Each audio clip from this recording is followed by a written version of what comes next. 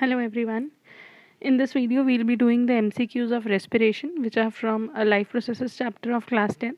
Let us begin. Okay, the first question. What are the products obtained by anaerobic respiration in plants? Anaerobic respiration जब होती है तो anaerobic respiration का मतलब है कि complete breakdown of glucose नहीं हो रहा, और अगर complete breakdown of glucose नहीं हो रहा तो जो हमें products मिल रहे हैं वो है ethanol, CO2 and energy. So the answer is C, क्योंकि लैक्टिक एसिड और एनर्जी भी एनारोबिक रेस्पिरेशन है, बट ये होता है मसल सेल्स में. And second option CO2 water energy जो होता है वो एरोबिक रेस्पिरेशन है, वो कंप्लीट ब्रेक डाउन में होता है. The next question. The break down of pyruvate to give CO2 water and energy takes place in. अब ग्लूकोज जो है वो कन्वर्ट होता है पायरुवेट में, और पायरुवेट ब्रेक डाउन होता है CO2 वाटर एंड एनर्जी की फॉर्म में. तो ग्लूकोज से पायरुवेट का जो ब्रेकडाउन है ये हो रहा है साइटोप्लाज्म में. It is taking place in cytoplasm. और जो उसके बाद का ब्रेकडाउन है, जो पायरुवेट अगर ऑक्सीजन मिलने पे एरोबिक रेस्पिरेशन में ब्रेकडाउन कर रहा है तो that is taking place in mitochondria. Aerobic respiration ही माइटोकॉन्ड्रिया में ब्रेकडाउन होती है. So the answer is mitochondria. Next question. Glycolysis process occurs in which part of the cell? Glycolysis मतलब कि ग्लूकोज टू पायरुवेट. तो ग्लूकोज टू पायरुवेट का process हो रहा है साइटोप्लाज्म में. Next. Name the substances whose buildup in the muscles during vigorous physical exercise may cause muscle cramps. Muscle cells में vigorous exercise के टाइम पे होती है एनारोबिक रेस्पिरेशन. और as I told in the first question, anaerobic respiration में muscle cells में produce होता है लैक्टिक एसिड और एनर्जी. सो यहाँ पे हमारे पास मसल सेल्स में जो क्रैम्प्स हो रहे हैं वो हो रहे हैं because of lactic acid. Name the pores in leaf through which respiratory exchange of gas takes place. जो रेस्पिरेटरी एक्सचेंज होता है, गैसेस एक्सचेंज जो होता है वो प्लांट्स में होता है पोर्स के थ्रू, और अगर वो पोर्स लीफ में प्रेजेंट है तो उनको बोलते हैं स्टोमेटा. प्लांट में हम दो पोर्स के नाम पढ़ते हैं. One of them is lenticels and the other one is stomata. Stomata सबको पता है क्योंकि हम क्लास 4 या 5 से पढ़ते हैं कि लीव में जो छोटे छोटे पोर्स होते हैं वो स्टोमेटा होते हैं. लेकिन उसके अलावा लीव के अलावा भी स्टेम, रूट और प्लांट के बाकी पार्ट्स पे, ब्रांचेस पे पोर्स होते हैं, उनको बोलते हैं लेंटिसेल्स. तो यहाँ पे एक नाम लेंटिसेल्स भी है, बट अगर वो पोर्स बाकी सर्फेस पे होंगे तो लेंटिसेल्स बोलेंगे. The respiratory pigment in human beings के अंदर जो रेस्पिरेटरी पिगमेंट है, मतलब ब्लड के अंदर ऐसी पिगमेंट जो ऑक्सीजन के ट्रांसपोर्ट में हेल्प कर रही है, that is haemoglobin. Next. The correct sequence of anaerobic respiration. Glucose to pyruvate तो एरोबिक या एनारोबिक हर किसी में बन रहा है, लेकिन एनारोबिक रेस्पिरेशन में जो एंड प्रोडक्ट्स हैं वो पायरुवेट के बाद बनता है लैक्टिक एसिड और एनर्जी, या फिर इथेनॉल, CO2 और एनर्जी. तो अगर हम यहाँ पे देखें, जो बिल्कुल करेक्ट दिया हुआ है वो है CO2, इथेनॉल और energy. The correct option is option D. Option first correct नहीं है क्योंकि लैक्टिक एसिड के साथ एनर्जी मेंशन नहीं है. ऑप्शन 2 करेक्ट नहीं है क्योंकि इथेनॉल और CO2 के साथ एनर्जी मेंशन नहीं है. So the last option is the correct one. Next. The breakdown of pyruvate into CO2 water and energy takes place in. ये हमने अभी डिस्कस करा था. जब पायरुवेट पूरी तरीके से ब्रेक डाउन करता है, CO2 एनर्जी वाटर रिलीज करता है, वो होता है माइटोकॉन्ड्रिया में, and that is aerobic respiration. When air is blown through lime water. जब हम लाइम वाटर में से एयर पास करते हैं, एयर एक्सेल करते हैं, तो वो मिल्की हो जाता है. क्यों मिल्की हो जाता है? क्योंकि जो एक्सेल्ड एयर है वो CO2 है. और आपने केमिस्ट्री में भी एक्टिविटी पढ़ी होगी, अदरवाइज जूनियर क्लासेस में भी पढ़ा होगा कि CO2 turns lime water milky. Right the correct sequence of air passage followed in inhalation. जब हम एयर इनहेल करते हैं तो एयर किस पाथ से, किस पैसेज से हमारी बॉडी में ट्रैवल कर रही है, that is nostrils, pharynx, larynx, trachea and alveoli. You have to remember the name. Specially pharynx और larynx में ज़्यादातर बच्चे कंफ्यूज हो जाते हैं, तो आपको याद रखना है नॉस्ट्रल के बाद जो पार्ट आ रहा है दैट इज़ pharynx, उसके बाद larynx जिसमें हमारा वॉइस बॉक्स होता है, देन trachea जिसको कॉमनली विंड पाइप भी बोलते हैं. During respiration exchange of gases takes place in. जब रेस्पिरेशन होती है तो एक्सचेंज ऑफ गैसेस ट्रैकिया और लैरिंग्स के बीच में नहीं होता. एल्वेओलाई ऑफ लंग्स का किसके साथ? एल्वेओलाई ऑफ लंग्स के बीच में होता है. एल्वेओलाई एंड थ्रोट के बीच में नहीं होता. थ्रोट एंड लैरिंग्स के बीच में नहीं होता. तो alveoli of lungs and blood के बीच में होता है basically. During deficiency of oxygen in tissues of humans, अगर हमारी बॉडी में ऑक्सीजन की कमी है तो ऑक्सीजन की कमी में हमारी बॉडी पायरुविक एसिड को कन्वर्ट करेगी लैक्टिक एसिड में। ये प्रोसेस है एनारोबिक रेस्पिरेशन, और एनारोबिक रेस्पिरेशन कंप्लीट होती है साइटोप्लाज्म में। माइटोकॉन्ड्रिया में सिर्फ और सिर्फ एरोबिक रेस्पिरेशन होती है। Next, which organelle is known as power house of the cell. Power house of the cell उस ऑर्गेनेले को बोलते हैं जो एटीपी मतलब कि जो एनर्जी प्रोड्यूस करता है, and that is mitochondria. First option. Which respiration is much efficient. कौन सी रेस्पिरेशन ज़्यादा एफिशिएंट मतलब कि ज़्यादा बेहतर है, एरोबिक या एनारोबिक। जो एरोबिक रेस्पिरेशन है उसमें 36 एटीपी बनते हैं, नेट प्रोडक्शन 36, और जो एनारोबिक रेस्पिरेशन है उसमें नेट प्रोडक्शन 2 एटीपी की होती है। तो हमें ज़्यादा एनर्जी किस में मिल रही है, एरोबिक रेस्पिरेशन में, इसलिए कौन सी ज़्यादा बेटर है, aerobic respiration.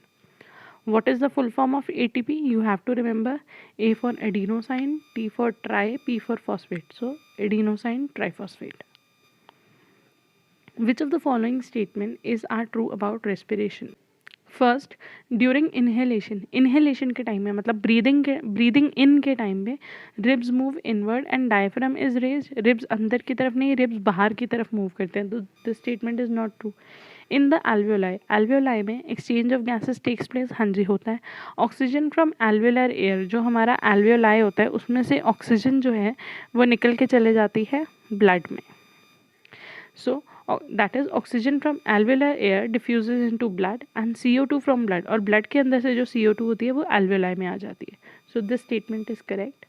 Hemoglobin has greater affinity for carbon dioxide than oxygen.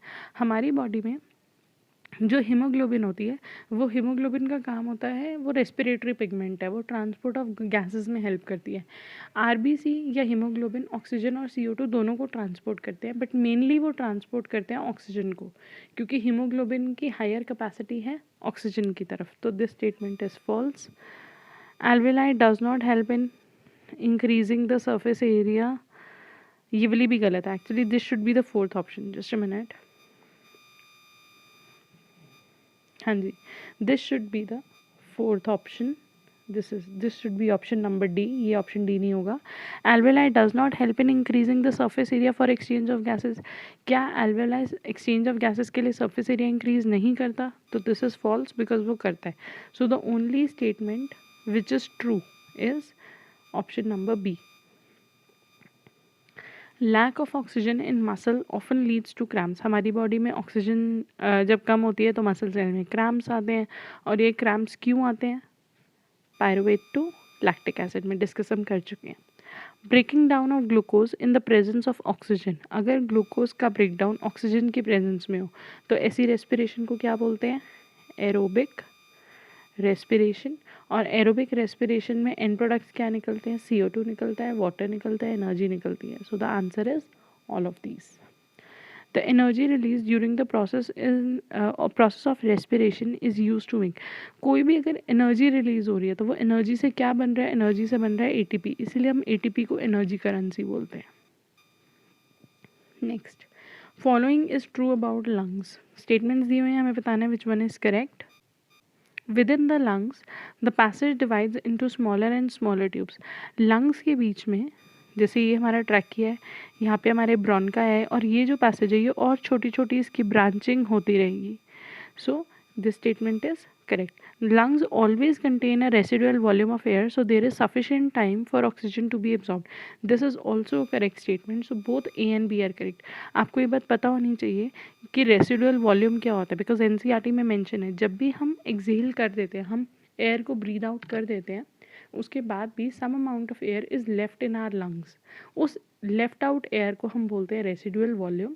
और वो होती क्यों है, ताकि हमें इनफ टाइम मिल जाए, हमें सफिशिएंट टाइम मिल जाए कि हम आराम से तसल्ली से नेक्स्ट एयर को ब्रीद इन कर सकें। Next, exchange of gases in plants can be done through. Plant के अंदर जो एक्सचेंज ऑफ गैसेस है वो कैसे होता है, सर्फेस ऑफ प्लांट के थ्रू, रूट के थ्रू, लीव्स के थ्रू, या all of these, all of these. क्योंकि मैंने बताया सरफेस पे और रूट्स पे कौन से पोर्स होंगे, लेंटिसेल्स, और लीव्स पे कौन से पोर्स होंगे, स्टोमेटा। तो इन सारे पोर्स के through exchange of gases takes place. Glucose is a dash carbon molecule. I guess photosynthesis की इक्वेशन सबने पढ़ी होगी।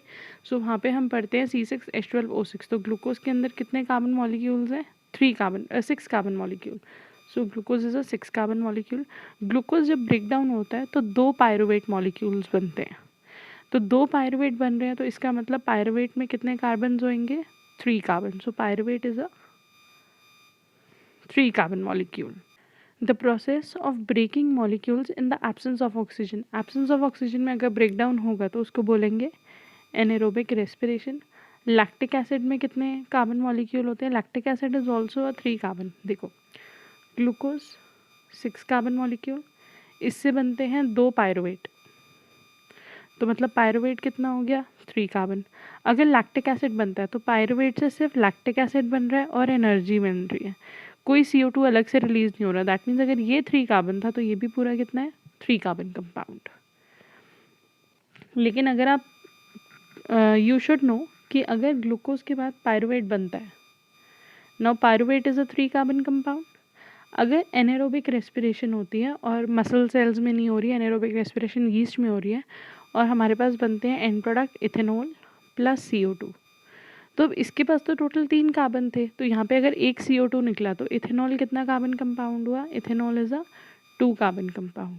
तो you have to remember glucose 6 carbon molecule, sorry, glucose 6 carbon molecule, pyruvate 3 carbon molecule, lactic acid 3 carbon molecule and ethanol 2 carbon molecule.